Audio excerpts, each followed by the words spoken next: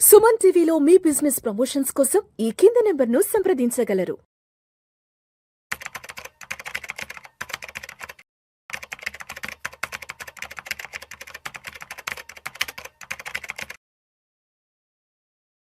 Welcome to Vishnu talks. నేను Vishnu. Right now నాతో పాటు సెబీ రిజిస్టర్డ్ రీసెర్చ్ అనలిస్ట్ బ్రహ్మచారి గారు ఉన్నారు. సార్తో మాట్లాడదాం. సార్ నమస్తే sir. Thank you very much for inviting me. Yes.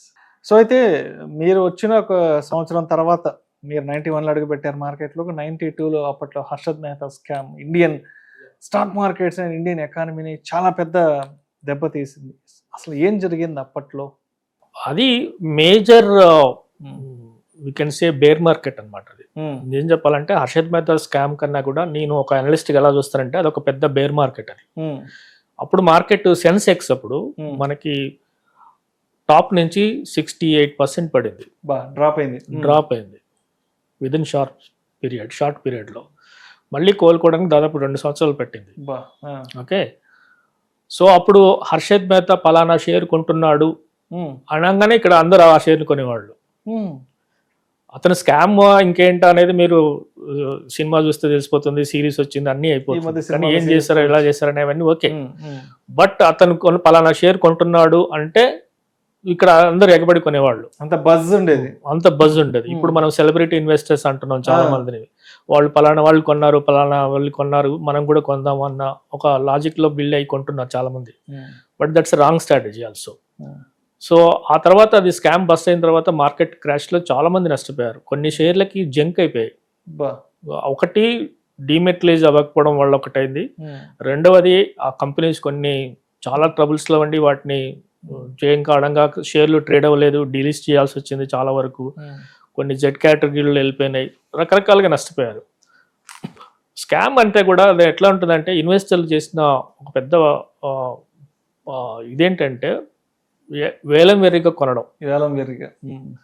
Harshad Mehta పలానా షేర్ కొంటున్నాడు, లేదా హర్షద్ మెహతా సన్నిహితులు ఇది షేర్లు కొన్నారు అని చెప్పేది. స్పెక్యులేషన్ ఉండేది. ఆ స్పెక్యులేటివ్ బైస్ వల్ల చాలా మంది. హర్షద్ మెహతాతో దగ్గరగా పనిచేసిన ఒకళ్ళు నాకు బాగా తెలుసు.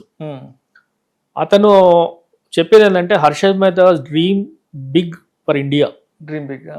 అప్పుడు అతను చాలా స్పష్టంగా చెప్పేవాడు, India I'm seeing India above America అనేవాడట. సో అంత కన్విక్షన్ ఉన్న ఒక అంటే ఐ మీన్ ఒక ఏం చెప్పాలంటే ఒక సాలిడ్ పర్సనాలిటీ ఒక స్కామ్ చేశాడా లేదా secondary, but it happened. So తర్వాత కొలాప్స్ అయిపోయింది. ఇవాళ అతని షేర్లు వాళ్ళ వైఫ్ దగ్గర ఉన్న షేర్లు చూస్తే మీరు I think they have grown up multiple times. మీరు ఎప్పుడైనా కొనండి హర్షద్ మెహతా వైఫ్స్ పోర్ట్ఫోలియో అని కొట్టండి, మీకు అవన్నీ మళ్ళీ రిలీజ్ అయిన తర్వాత ఐ మీన్ అంటే బ్లాక్ చేసిన తర్వాత రిలీజ్ అయిపోయిన తర్వాత వాళ్ళ పేరు మీద ట్రాన్స్ఫర్ అయిపోయిన తర్వాత ఇప్పుడు అంతా కూడా వాళ్ళ ఫ్యామిలీ పోర్ట్ఫోలియో ఇప్పుడు కొన్ని అనేక రెట్లు పెరిగింది ఇంకా చెప్పాలంటే. రైట్. అయితే ఈ సోషల్ మీడియాలో చాలా మంది చెప్తుంటారు, అరే బాబు అదానీల్ని అంబానీల్ని ఇప్పుడు చూస్తున్నాం, బట్ ఆ రోజుల్లోనే హర్షద్ మెహతా చక్రం తిప్పాడని చెప్తుంటారు కదా. అప్పట్లో ఎలా ఉండేది ఆయన life style as a business man గా? అంటే ఆయన హైట్స్ అనేవి అప్పట్లో ఎలా ఉండేవి అసలు? ఎప్పుడైనా వాల్యుయేషన్స్ అనండి, అతని కంపెనీస్ దగ్గరికి వెళ్ళి కన్విన్స్ చేసేవాడు, మీదేంటి ఇంత చేస్తున్నారు, మీది ఇంతకాలం ఇలా ఉండాల్సిన కంపెనీ కాదు, ఇలా చేయాలని చెప్పేసి ఒక కంప్లీట్గా వాళ్ళని ఒక చేశాడు. విజనరీ. తర్వాత మీరు అంటే కొన్ని కంపెనీల పేర్లు నేను చెప్పకూడదు, అలాగే చేసేకూడదు. అలా వాళ్ళ దగ్గరికి వెళ్ళి కన్విన్స్ చేసేవాడు, మీకున్న వాల్యుయేషన్ ఇప్పుడు ఎస్టాబ్లిష్ చేస్తే ఎంత అవుతుంది, మీరు అప్పుడు ఎప్పుడో కంపెనీ పెట్టారు. ఎందుకంటే అప్పుడు ఉన్నవన్నీ కూడా 1950s లో 60s లో దానికంటే ముందు ఎస్టాబ్లిష్ అయిన కంపెనీస్ చాలా వరకు. సో వాటిలో ఆ కంపెనీ ఇప్పుడు పెట్టాలంటే ఎంత వాల్యూ అవుతుంది. So you are doing business, that's okay, but ఆ వాల్యుయేషన్ వైజ్ మీకున్న అసెట్ వైజ్ ఎలా ఉంటుందని చెప్తాను. తర్వాత ప్లెడ్జ్ చేసి లోన్ తీసుకోవడం, తర్వాత ఇవన్నీ తర్వాత ఒకదానికొకటి ఒక స్పైరల్ ఎఫెక్ట్ కింద పనిచేసి అవి స్కామ్ కింద మారింది. So that has lot of impact on market యాక్చువల్గా. సార్ అంటే నేను చాలా మందిని అడగాలనుకుంటుంటాను, అంటే ఎవరైనా మీలాంటి సీనియర్స్ ఇంటర్వ్యూకి వచ్చినప్పుడు అడగాలనుకుంటారు, ఒకవేళ హర్షద్ మెహతా గారు కానీ ఇప్పుడు ఈ 2025లో ఉండుంటే ఏంటంటే ఎటువంటి మార్కెట్స్ ఆయన చేతుల్లో ఉండేవి? అలా ఏం లేదు. అప్పుడు మార్కెట్లో ఒక పర్సనాలిటీ, ఇప్పుడు అలాంటి పర్సనాలిటీస్ చాలా ఉన్నాయి. ఇప్పుడు అలాంటి పర్సనాలిటీస్ అంటే ఫండ్ హౌసెస్ పర్సనాలిటీస్ ఉన్నాయి. కొన్ని మ్యూచువల్ ఫండ్స్ ఒక్కొక్క స్కీమే 1,00,000 కోట్ల పైన ఉన్న ఏఎంస్ ఉన్నాయి, మ్యూచువల్ ఫండ్ స్కీమ్స్ ఉన్నాయి. That kind of money power ఇప్పుడు ఫండ్ హౌసెస్ దగ్గర ఉంది. అలాగే కొంతమంది celebrity investors, those who have more than 5,000, 10,000 crores of portfolios ఉన్న సెలబ్రిటీ ఇన్వెస్టర్స్ ఉన్నారు. వాళ్ళతో అప్పుడుతో అంటే హర్షద్ మెహతా ఇప్పుడు ఉంటే వీళ్ళతో కంపీట్ చేసేవాళ్ళు. That's a different case. Harshad Mehta ఇప్పుడు ఉండే ఎట్లా అదొక హైపోజెనెటిక్ క్వశ్చన్ అనుకోండి. అలాంటివి కాకుండా ఒక one of the top trader అయి ఉండేవాడు బేసిక్గా. ఆయన శిష్యులు చాలా మంది ఉన్నారు, మార్కెట్లో వచ్చిన వాళ్ళు ఉన్నారు. ఆ తర్వాత అనేక స్కాములు ఉన్నాయి కూడా. అంటే ఇప్పుడు కేతన్ పరేఖ్ స్కామ్, అది కూడా ఒక రకంగా అప్పుడు Harshad Mehta was the world economy guy, Ketan Parekh is new economy. అప్పుడప్పుడే వస్తున్నది అనమాట, న్యూ ఎకానమీ వచ్చింది.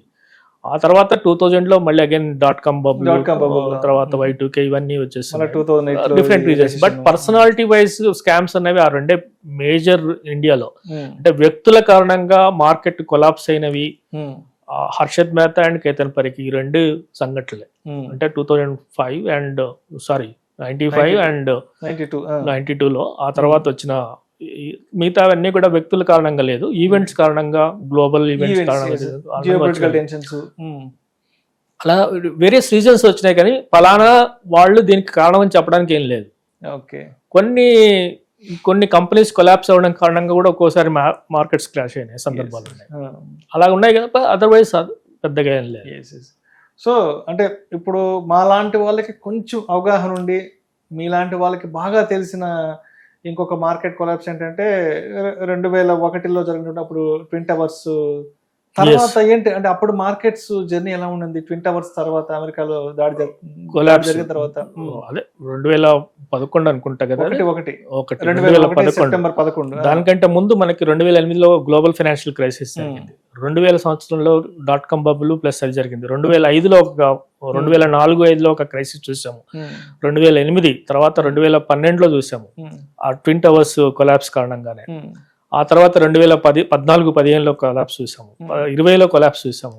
లేటెస్ట్ ఏంటంటే కరోనా వైరస్, కోవిడ్.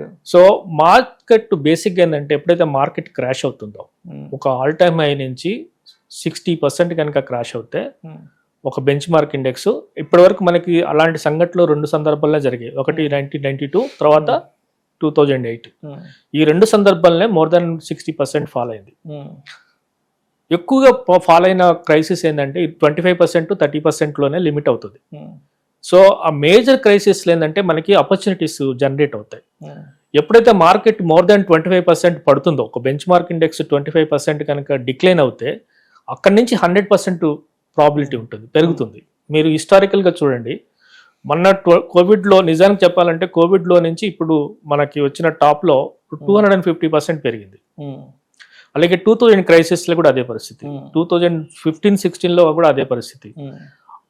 ఈవెన్ మీరు అంతెందుకు 2008లో మనకి ఫాల్ అయిన తర్వాత 64% క్రాష్ అయిన తర్వాత మార్కెట్ మళ్ళీ టాప్లోకి రావడానికి it took time, almost 6 years time పట్టింది మళ్ళీ ఆ లెవెల్కి రావడానికి.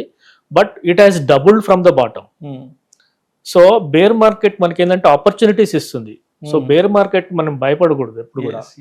బేర్ మార్కెట్లో ఆపర్చునిటీస్ చూడాలి. మీరు ఇంతెందుకు ఒక మనకేంటంటే వాల్యుయేషన్ వైజ్ చూసుకుంటే కనుక అంత క్రాష్ అయినప్పుడు నార్మల్గా ఏమిటంటే PE రేషియోస్ లెస్ దాన్ 18% వస్తాయి, లెస్ దాన్ 18 వస్తాయి. So that is the most value zone అనమాట. సో 14-15 కూడా వస్తుంటాయి. సో అలాంటి ఆపర్చునిటీ వచ్చినప్పుడు మనం వదలకూడదు, మల్టీ బ్యాగర్స్ అప్పుడే వస్తాయి. Thank you sir, thank you so much. Thank you very much Vishnu.